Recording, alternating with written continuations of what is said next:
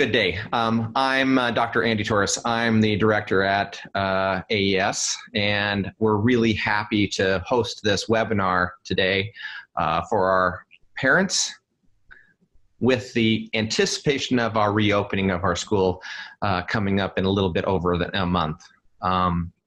My team and I have been working on preparing for you a variety of materials and information that will fill in some gaps that I think many of you have been wondering about as far as the reopening, the processes, concerns that we have for your children and their safety and security, and ultimately the design of the instructional program as we move forward.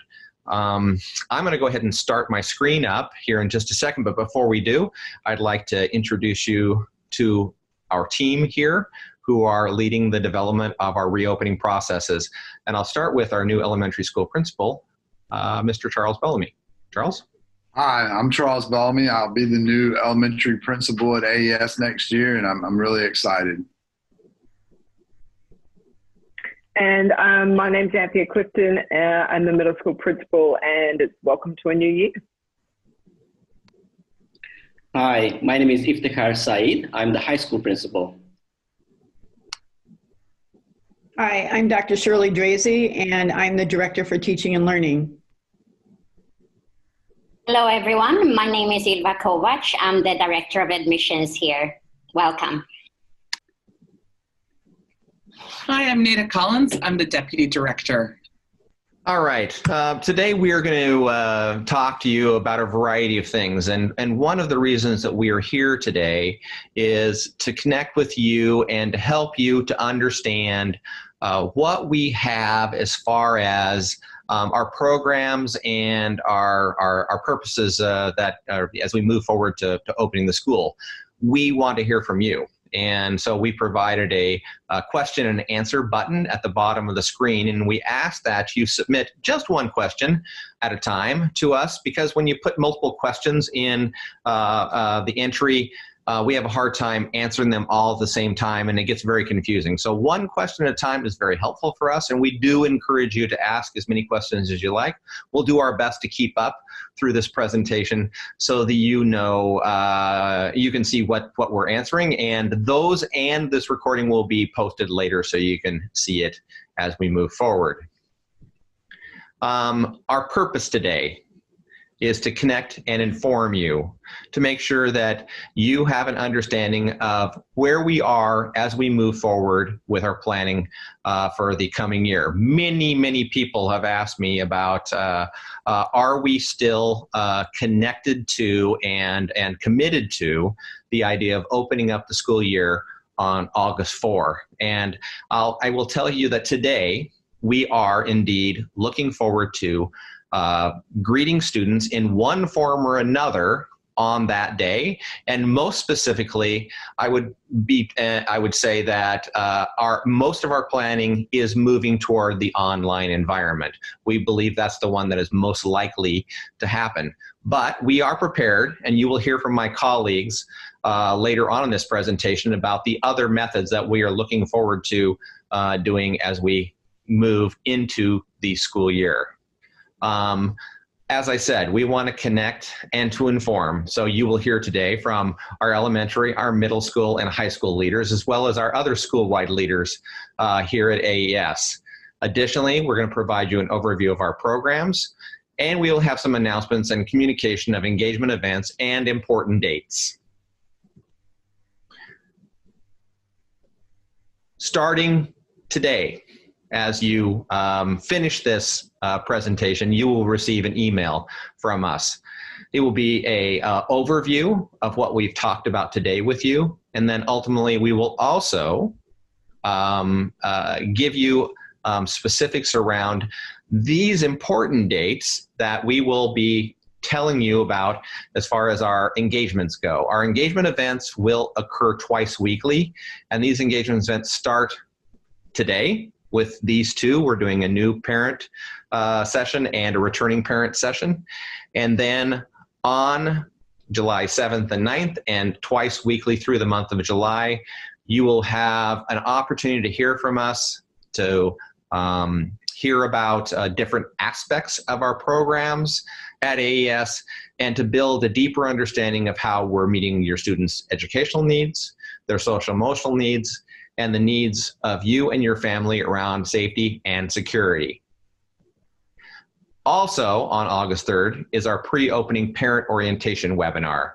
And during that time, you will hear about the very specifics around how and what you need to do to make sure your children get started right away and in the appropriate way on that very, very important first day of school. I want to call your attention to our pre-opening playbook, which we published several weeks ago. The URL is at the bottom of the screen, and you'll see that in the Q&A and the messaging feature of our webinar today. I encourage you to continue to look that over, as we will be updating it occasionally through the month with a updated question and answer, frequently asked questions list. And if there is any specific updates around content as we move forward in our planning, we will also incorporate that into our playbook moving forward. We also will be considering a variety of methodologies around how we might consider the manner in which we will be opening. We have a 3-point threshold that we're looking at right now for our reopening of our school. Ultimately, though, our focus right now, as I said, is on those online programs that we're calling connected campus learning programs. And so please go to the playbook and look at that information that we have there. And please review it as we go through the month, and we will call your attention to it if there are any changes. I really do believe that we've done a lot of work, so a lot of work up to this point. And as I said, my team here that you're hearing from today, our teachers, our tech experts, and support staff have been doing a tremendous amount of work behind the scenes to make sure that we are going to be ready to meet the needs of your children moving forward. I'm going to turn it over to Dr. Nada Collins, and she's going to talk to you a little bit about safety and security on our campus. Thank you, Andy. So I want to talk to you today just a little bit about what this looks like, what our campus looks like when we are within our hybrid or our on-campus models, what kind of changes we're making here on campus to ensure that our community is safe. I'll talk through a little bit around some of the professional guidance that's steering these conversations, as well as some of the routines we're developing and campus modifications. Andy, can you take me to the next slide?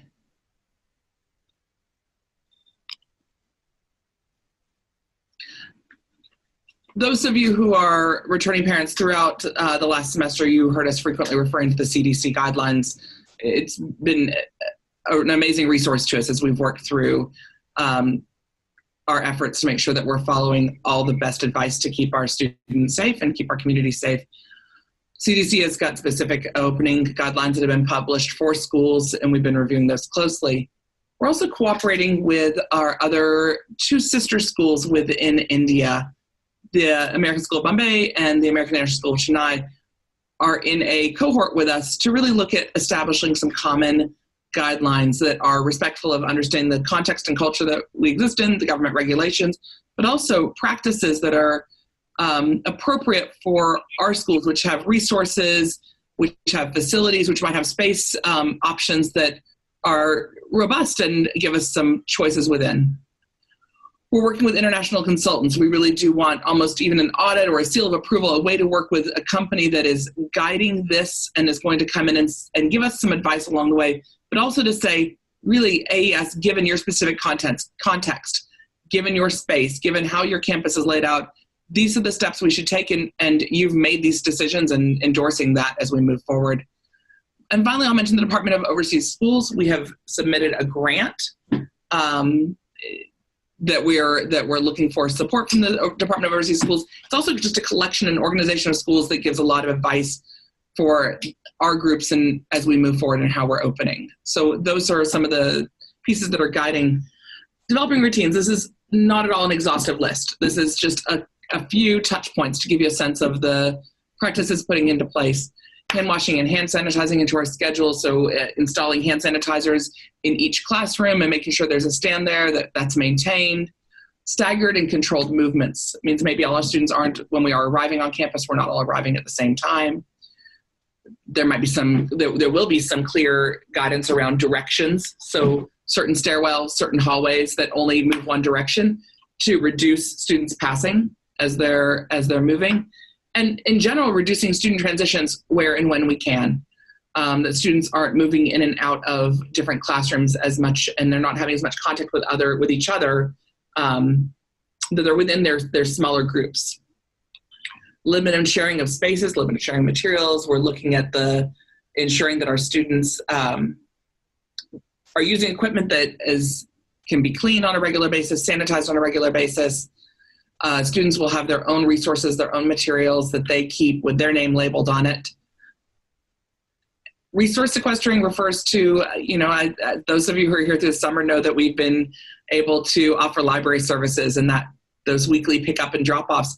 When you bring those resources back to us, they're kept for 24 to 40 hours before they're touched, and then they are properly sanitized. And that's to ensure that we're minimizing any opportunity for spread. Looking at our bus scheduling, students might be sitting together with their family members on a bus, but distance from others to ensure that they're in the safest possible environment while they're riding, but also keeping apart from other kids. We're looking at personal protection, including face coverings of a variety of sorts depending on the level of exposure that someone might have on a regular basis. We had a frequent cleaning process in place even before we went, but when we still had kids in the month of March still attending campus, and we have reviewed that again against our CDC guidelines. We're going to be very thoughtful about our attendance policy next year. We're going to be very conscious of the fact that we want students to stay home if they have any small level of symptoms. We want to make that part of our culture for faculty, for students, for our community, that we stay home if we're sick. And certainly if we've been exposed within the guidelines for the number of days, the 14-day window. This is one step, as Andy said, in our educating our community and preparing ourselves for the day that we can all be together on campus or in small groups, and making sure that we are doing so in a way that doesn't jeopardize the safety of our community. Finally, just a couple of things that we're doing here on campus. We're pulling our water fountains, replacing them with water fillers. You'll see a couple of other ideas, some transparent barriers installed where appropriate. We've purchased several thermal retinal scanners, and we're working with that technology, making sure it's appropriate for our community, so that we can place them throughout campus, maybe even to track temperatures throughout the day, not just on arrival onto campus. Reduction of use of communal spaces, developing an isolation room if there is a student who does have some symptoms, putting that protocol in place. They're kept safe until they are picked up or transported. And looking at our ventilation and making sure that we're thoughtful about safety, but also as much as possible, opening up that opportunity for that physical exchange of air. I wanted to start off with a sense of that safety piece, and this is really around the hybrid and the on-campus experience. We are now going to move into talking a little bit more about the academics. Before we go into the divisional conversations, Dr. Shirley Drazy is going to give you an overview of what learning will look like for our students in the lens of safety, in the lens of their academic excellence, social and emotional, paying attention to social and emotional needs, and building that community. Thank you. Hi, everyone, again. Well, no matter where you've been on the globe in the last few months, you and the rest of us, all of us, we've just lived through emergency remote learning in some form, when we were all thrown into the deep end and had to learn to swim in a new setting for teaching and learning. We all have survived. We're glad that you're here. As a faculty, AES is taking what we learned during those months and weeks. We've been listening to researchers and experts who have studied what worked well during the online learning situation in March through June. And we're applying that to our plans for launching this next school year. most likely in an online environment for at least a while. So the researchers and experts in online learning tell us that the online environment is different than teaching in a typical classroom.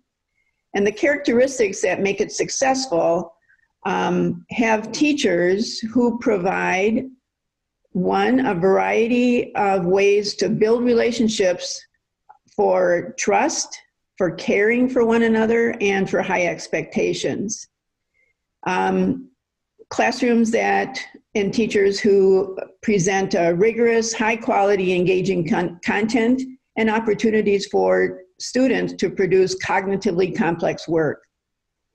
Third one is that teachers really consider carefully a blend of synchronous and asynchronous lessons and learning opportunities online, and that we really consider what is the best use of time in each of those modes so that we're maximizing the time spent in each mode. Next slide, please. The fourth one that, again, researchers are taking a look at are effective if we have opportunities for practicing skills for being independent in the classroom or in the learning environment, and that we encourage or we provide opportunities for children to apply those skills in real world problems, and that they are growing in their understanding in the content areas. So it needs to be a rich learning environment. Teachers will be providing a range of assessments and ways to show the child's thinking, their understanding, and how well they understand what's been presented. We also know that it's important to provide appropriate and timely feedback for children in a one-on-one situation, as well as to the group. And then lastly, we know that we need to provide many different ways to connect both one-on-one teacher to student, in small groups, teacher to a small group of children, students possibly leading a session or giving a presentation, and then teachers, of course, leading sessions as well. So these are the areas we are paying attention to as we plan to open school in an online environment. These are all good practices in online and in on-campus learning environments, and the limitations of the online environment make it necessary for teachers to adapt and maximize their approaches to learning. The other two modes of campus programs, or of programs that we are considering, is, of course, our on-campus program. We're all looking forward to the day when we'll all be back on campus face-to-face, in classes, and even with adjustments for our health and safety. And we know that there could be times this year where we will have a hybrid or a blended version for our program. And we will be flexible to accommodate the health and safety guidelines, as well as to support each learner with the model that works best for them at the time, either online or on campus, and what works for your family. So generally, AES will be ready to actively move between the three modes of AES learning as needed across the next opening of school and the next weeks after that and across the year. Please also, I'm going to give you a reminder too, to please take a look at the pre-opening handbook. We will keep that updated, and the URL is there on the slide as well. So, and now I'm going to introduce Mr. Iftikhar Syed, who is our high school principal. Hello, everyone. Once again, thank you for joining us today. I wonder how many time zone that we all are right now, but thank you for taking the time. As Ms. Tracy said, my name is Iftikhar Syed. I'm the high school principal, and I'm going to take a few minutes just to talk about an overview of what we are focusing on right now as we prepare for the school to start in August. Joyful pursuit of excellence in academics, athletics, arts, and service is what we remind ourselves, and I'm reminding you on a daily basis. But as you know, that joyful pursuit of academics, arts, service, and athletics, that can only happen when we have taken care of the student well-being. And that's where we're going to start as we create the systems and our thinking when it comes to opening the new school year. Advisory program in high school, which we call home base, will be integral part of that. Our counselors will be working with the faculty, and the faculty and the counselors will be working together with the students to make sure that our students' well-being, social emotional well-being, and physical well-being is well taken care of. Once that is set, the next step is really the focus for us is to make sure the academics are in place. We have the same set of excellent teachers in high school that you came to know of if you are a returning parent. We have few new amazing teachers who are joining in August from all over the world, and they're super excited to join AES. When it comes to students, all our 9th graders are new in high school, and we have around 20 to 25% student joining us in any grade level most years. So a lot of newness, and we're going to make sure that when it comes to the new students and returning students, the consistency of expectation is there. So when we do what we do, how we do it, it needs to be consistent among the grade level, among the teachers. And as parents, you should have a very clear understanding of what happens, when it happens, and how it happens. And we'll make sure that our communication is clear to you to get there, so that you don't never have to really look back 10 emails back of what I said about high school. So it'll be, hopefully it'll be very consistent. I hope you have received an email from me a few weeks ago, both returning and new parents, about the introduction of our counseling team. We are really focusing on three layers of counseling.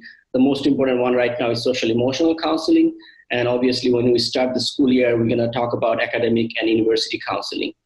And for the first time, there will be one specific counselor who will be really leading the charge of social emotional well-being at high school.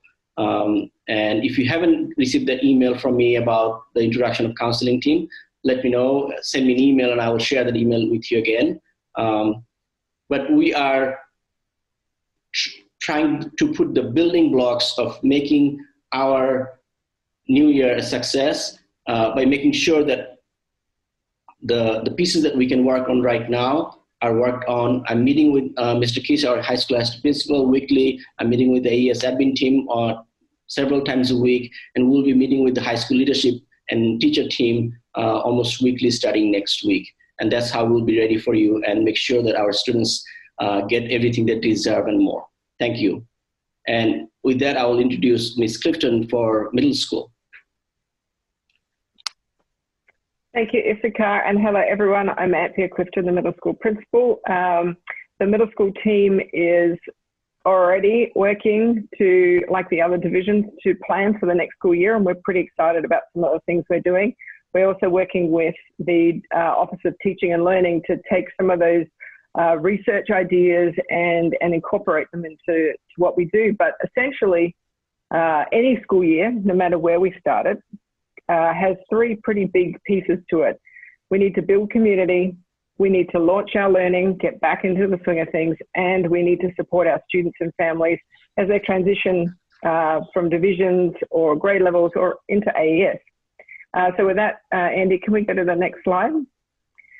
So one of the big focuses, especially in the middle school, is to build community. And there's an online photo there of a Zoom call, but we start with small and we work to big. So we develop small groups, safety, trust, connection, advisory groups, which are particularly small, and then in regular classes. And whether we're on campus or whether we're online, we can still do that. And teachers will be preparing for how they can connect with students. Moving to our big, in the next slide, Andy, again, online or in person, we then put it together and we bring grade levels together. We connect with the teachers of the grade levels and the students so they can see each other. We have full school assemblies and, for example, Fort Frenzy, which is our way of having some fun in the middle school.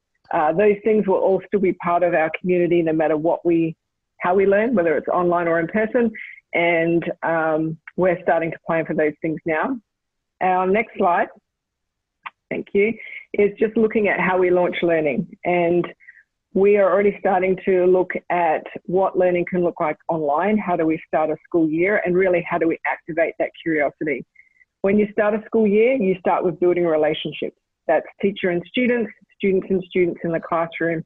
You build routines, you build systems, and you build expectations. And again, those things can happen online. They just look a little differently. And so some of those things that we're working on right now is developing some tech tools, some tech training for students, so that they either remind themselves or they develop their new school skills on how to work with Google, how to work with PowerSchool, and the expectations we have for that. So we're starting to think about the launching of our learning, and which is always a challenge at the best of times.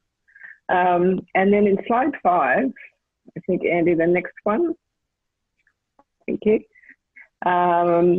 is similar to what Iftikhar was saying. It's around supporting students, making sure that their well-being is being taken care of. We have a huge number of adults that can support. We have the learning support teachers, EALs teachers, we've got our counsellors, our middle school tech team are there to support, and the office team. We all are here to support. We had a little technical difficulty with Anthea there at the right, though. We'll just keep going. Charles, go ahead. Okay. Hi, I'm Charles Bellamy, the elementary principal, the new elementary principal at AES next year. I want to thank all of you elementary parents that have taken time out to join us today. I want to spend a few minutes talking about the elementary perspective on some of the big themes that we've been talking about throughout this webinar. Building community, our connected campus learning programs, and supporting families. We've talked a lot about community. You know, it's a very big piece of who we are at AES, a community of belonging. With every year, we have new students, we have new teachers, we have new families, and it's just extremely important for us to begin our year building those connections and community. So you can expect as an elementary parent that we're going to spend significant time at the beginning of the year, a significant number of days at the beginning of the year, focusing on building that activity, connecting students, returning students with new students with new students, but just in a very varied activities that are developmentally appropriate across our grade levels. We want to focus on that, and we will pay a lot of attention to that. Our connected campus learning, you know, when we start talking about an online mode of learning for elementary kids, we really want to look at the structure and the schedule to provide as much predictability in schedules and routine as we can. Again, building that structure and that schedule and balancing the synchronous and asynchronous learning in ways that are developmentally appropriate across our grade levels. When your range is kids from 3 to 4 year olds through 5th grade, that it's going to look different in each grade level, but we want to provide that structure and predictability, which provides security for our students and helps them be successful. We've talked a lot about support. You've heard it from the other divisions. We will continue, no matter what the mode that we're in for delivering instruction is, we will continue to provide the support that all students need through our learning resource, through our counseling office, through our EAL, through our tech support, through leadership. No matter what the mode is, we will continue to provide the support that each of our students need. I talked about structures and schedules and having routines that are predictable. But in our consistency, we also have to be flexible. We know that we have families on our campus who have multiple students at multiple grade levels, maybe all 3 divisions, or maybe I have a family that has 3 or 4 students all in elementary. We understand that. We understand that we also have to adapt and be able to work with those families and help them manage what that looks like in a virtual setting. So we're thinking and planning for that as we're developing our programs. again, supporting families, and I've put technically, socially, and emotionally. We know that elementary is different.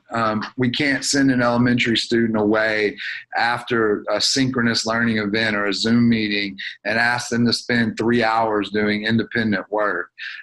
So we are going to, we know because of that, our parents play a big role in helping us deliver a virtual mode of instruction. So we're looking at ways to help our parents with that, helping them through education, through training, through knowledge of the tools that their students will be using so that they can support their learning.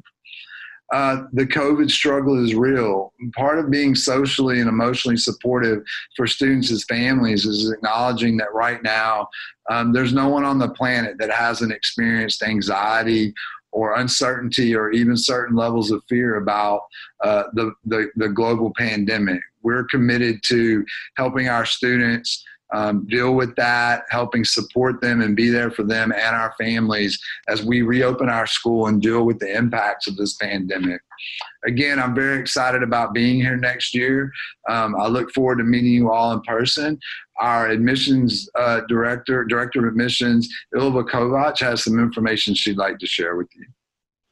Thank you so much, Charles.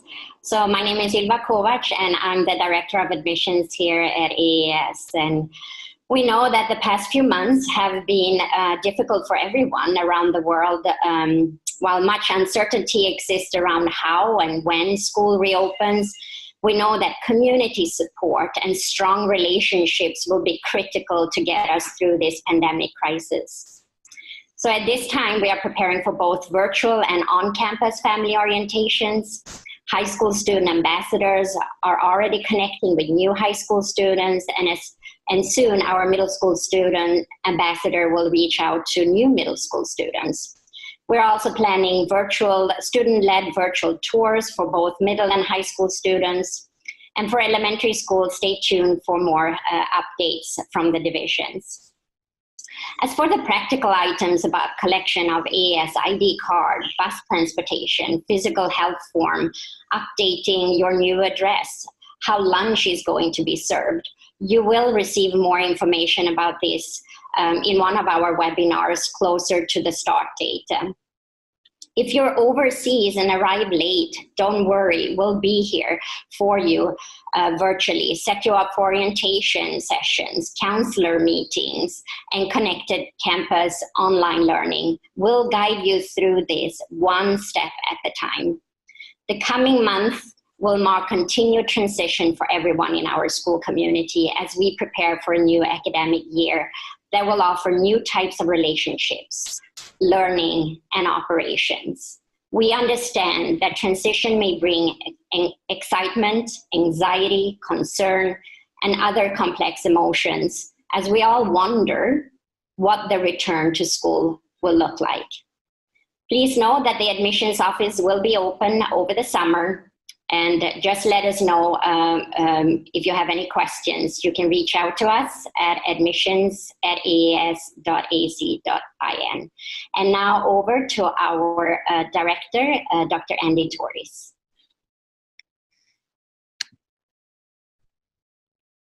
Thank you. I just want to reiterate that we will continue to update our back to school playbook. In it has a comprehensive FAQ list that will inform you of many questions that we've heard over the last couple of months that I think you'll find to be quite useful. Ultimately, you can find that and much more information around health and safety issues, our modes of learning, and ultimately our plans to address the concerns that many of you have. Again, look for your email coming out today about the upcoming training sessions for our parents. And ultimately, we are also going to be launching our new website on July 1.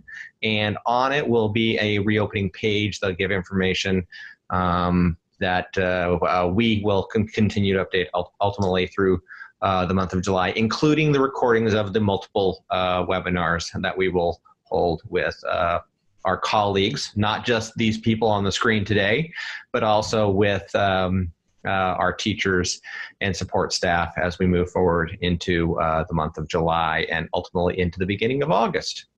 So with that, I'd like to move into the Q&A session, and ultimately I'm going to turn off the slide share and we're going to go to our Q&A. So thank you so much for coming, and I look forward to hearing from all of you in the future. Let's look forward to also hearing from our other members of our community as we move into the months ahead. Thank you so much. Let's go to the Q&A.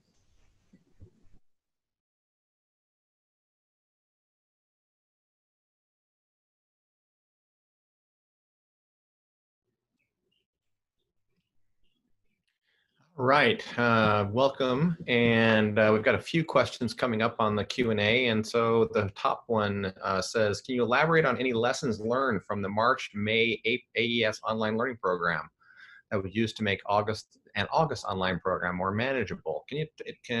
Nada, maybe I'll start with you. You were part of that process. What kind of lessons learned did we learn to make our programs better moving forward?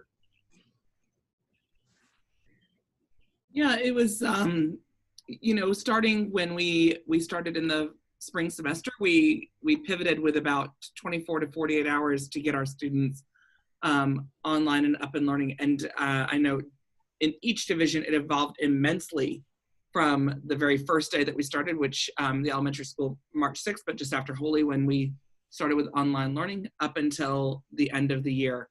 It constantly evolved in all three divisions, as we offered more time for students to more services that were responsive to the needs of our EAL students, of our learning support students, more opportunities for small group instruction, more opportunities for students to engage and know how to reach out if they needed support.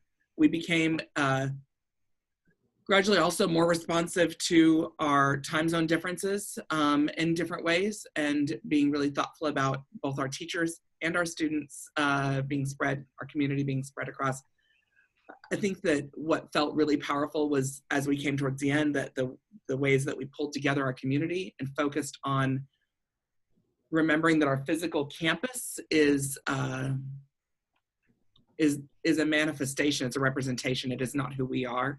Knowing that who we are was represented so much more powerfully. And so I think that through the sense of what we're turning to now, you've heard it from all three of our principals this morning, or today. You heard from all three of our principals that social emotional is going to be a big area of focus for us coming through the gate, to make sure that we're really thoughtful about that and continue to be, and really intentionality in terms of how we're connecting with kids and adjusting so that we start our year with some of the strong pieces of excellence that we had grown towards the end.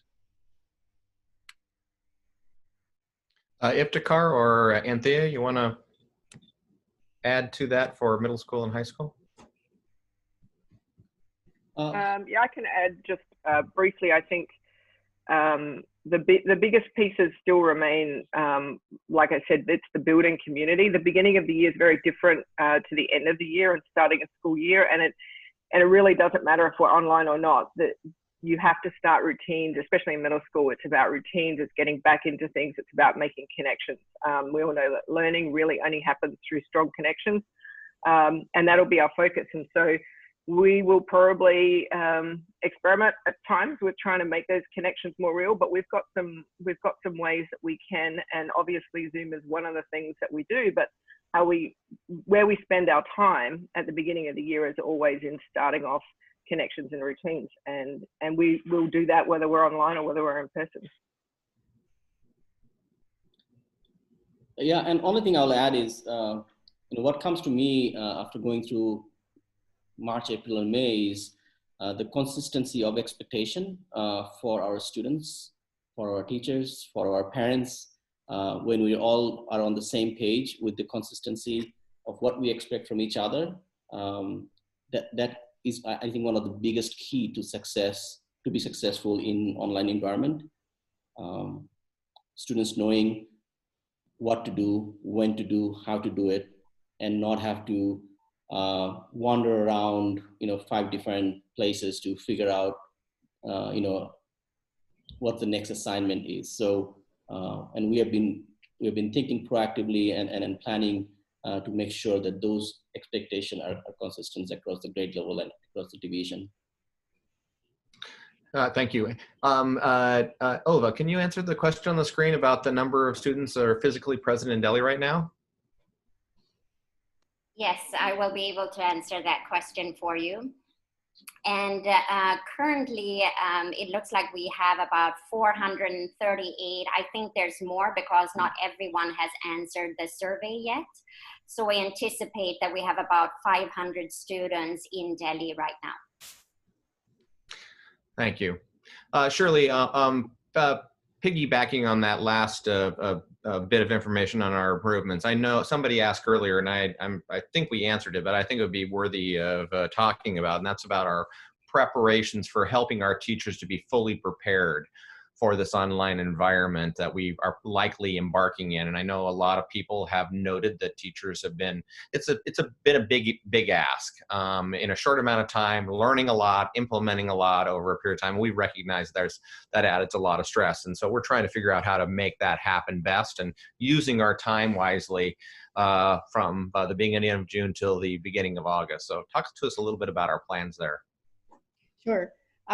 Actually, some of our thinking on that actually started in May when we being about 30, 35 people, leaders, teachers, etc., took feedback that we had been receiving across the months and weeks of online learning and feedback from parents, from students, and from teachers to really take a look at what was working and what needed some improvement. And so we had a team of teachers taking a look at all of that feedback and coming up with what are the big important things that we need to be thinking about and preparing for as we go forward. And then this month so far, the leadership team has really been working on taking a look at learning from other schools who have possibly already reopened and what we are planning to do with teachers as we go forward this summer in trainings on the things that we know are the most effective, and I had mentioned those earlier on the presentation, so that we're offering teachers more support in a variety of ways before we reopen, and that we're really ready to have a robust and improved overall feel to how we're doing things, and that we are, like the principals are telling you, that we're paying attention to that, making connections with kids and building that social emotional bridge for kids as coming into a new school year with new peers, new teachers, new setting, new school possibly. So there's a lot of thought and learning going on, and that will only continue, and we see that as the opportunity for that to continue well into the first semester too. So because we know it's not easy doing school online, and we know that there will be adjustments and things for all of us to learn about and to get used to. So we're all in this together. Yeah, one of the things that I've noted as I have become more familiar with the programs at AES is the amazingly robust, I like that word, professional development opportunities that we provide our teachers, and you know that tends to be a very self-feeding and positive piece of any school. The more we learn together, the better we get. The better we get, the more we want to learn together.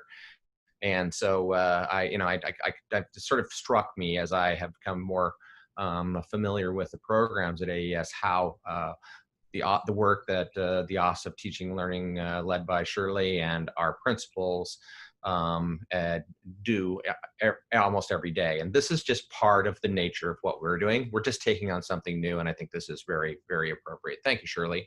Nada, what if somebody displays some symptoms for COVID-19? Yeah, I think you talked a little bit about that in broad brushstrokes, but maybe you want to answer that a little bit more directly. So if we have somebody who comes on campus, we will have, I mentioned we are acquiring additional thermal scanners that are retinal scanners. if we have somebody who does display symptoms, we have an isolation room that we've set up that's got its own air circulation where somebody can be held until they can leave campus. And the likelihood that we have a student who is, or a faculty member, community member, who has been on campus and is diagnosed within hours of their time here is quite low. We think it's very likely somebody might go home sick. They might spend a couple of days with some symptoms before they get tested. And so we may not necessarily know practically with an immediate response, but our response will still be immediate. There are some guidelines. You don't clean immediately. You have to let the area rest for a period of time.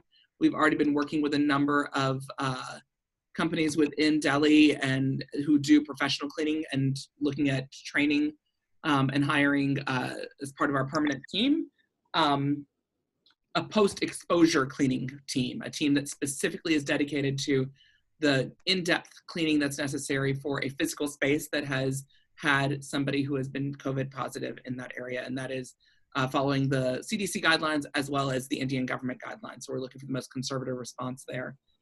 Students who have had contact with, students who have had contact or community members who have had contact with someone who is confirmed as COVID positive would be asked to stay also at home for that 14-day window to ensure that we prevent any further transmission. Thank you.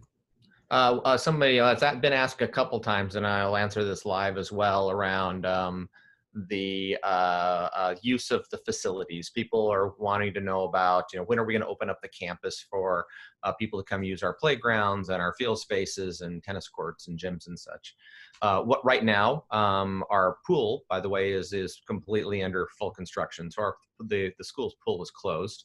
And as is most of the equipment around. We have construction workers all over the place doing a number of things to improve our campus, working on the pool, adding and adapting new pods in the elementary school. We've got a number of projects going on, as well as some COVID-19 preparation that's undergoing across our campus. So our campus is full of activity.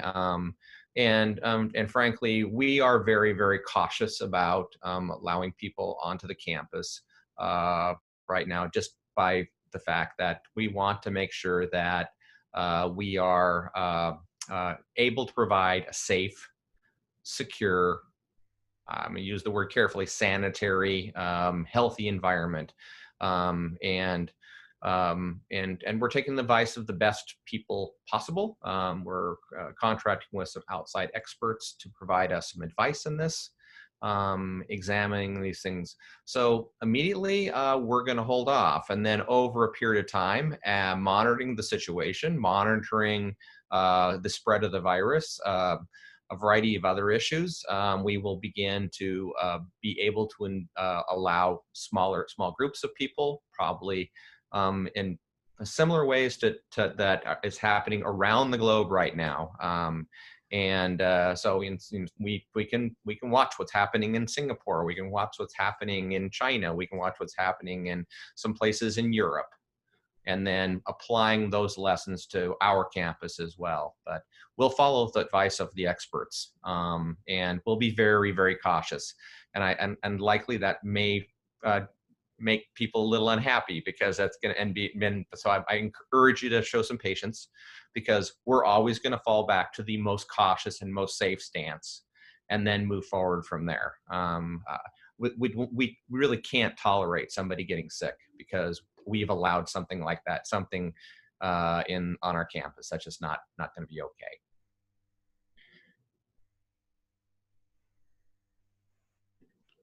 I feel like I'm the ringleader here of these questions. Sorry.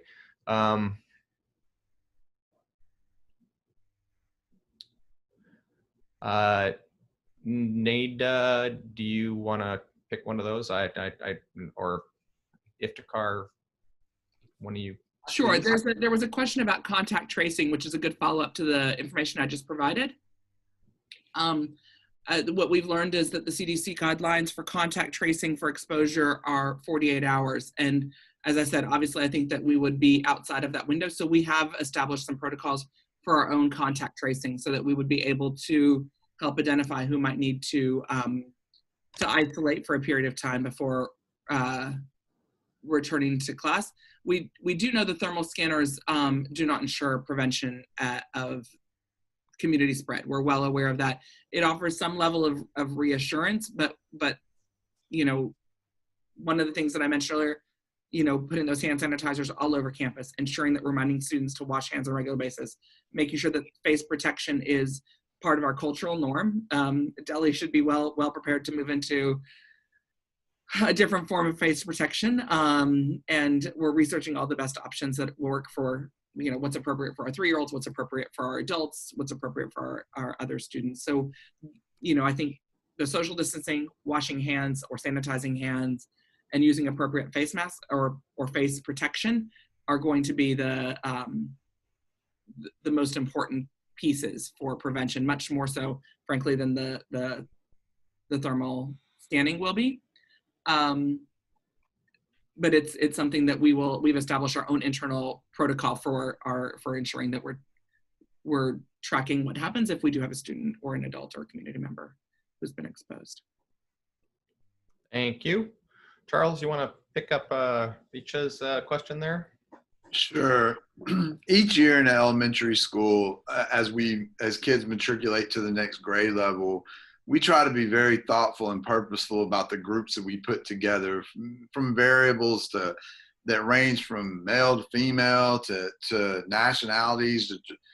But one of those factors is we would never put a returning student in a group where they don't know some of the other students. The groups won't move, or they won't move to the next grade level intact, the exact same group, but we would ensure that your student would have someone in that class, and more than likely more than one, but multiple students that they are familiar with and know.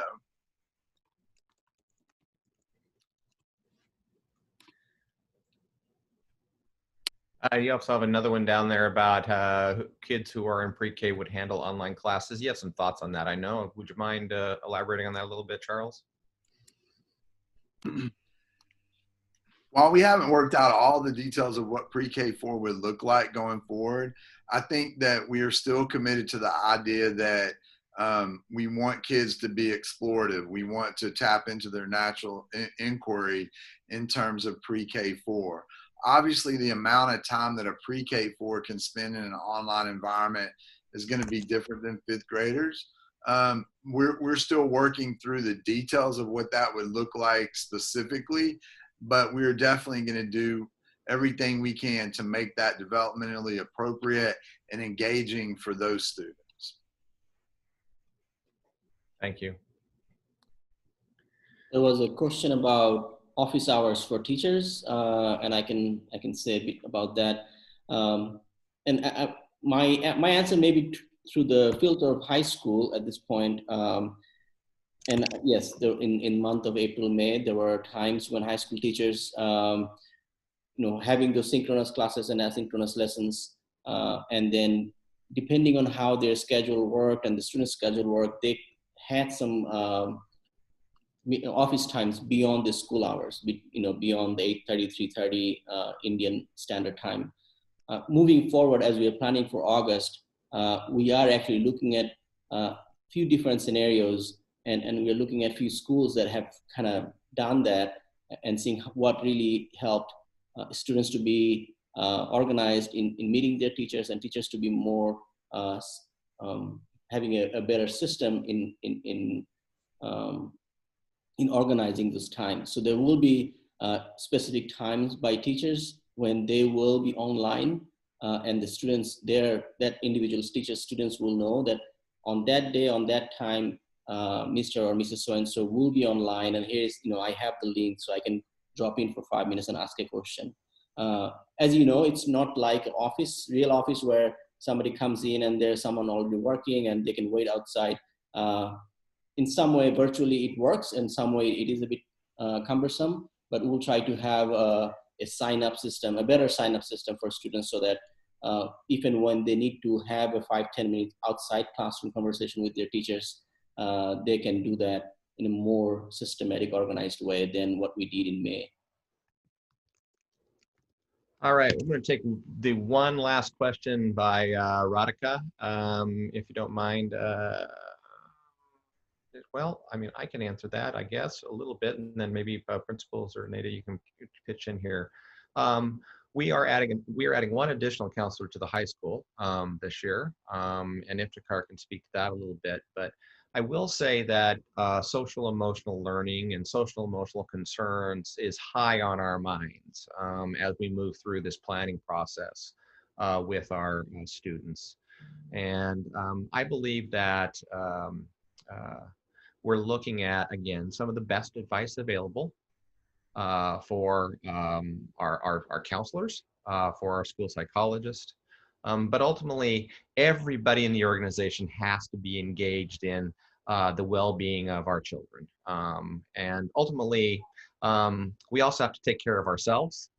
And we have to help moms and dads out there as well to make sure that their home environment is a constructive space for learning, but also for support through this difficult time.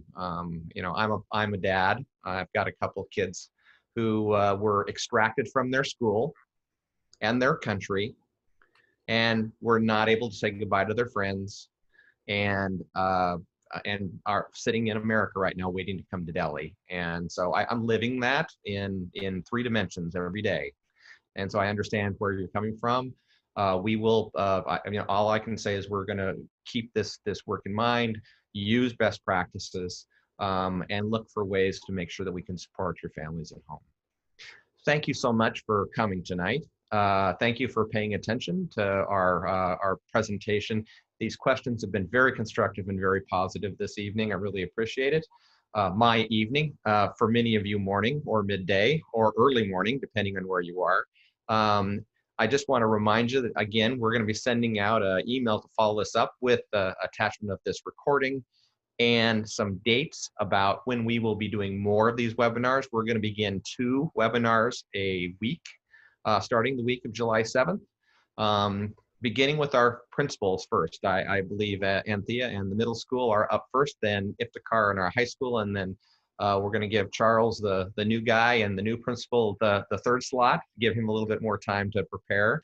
But beyond that, you're going to hear a lot about our specific programs, our health and safety protocols, and a variety of other things as we ramp up to start that school year off on August 4. Thank you very much for attending tonight, and have a great day, evening, or night, or wherever you are. Take care.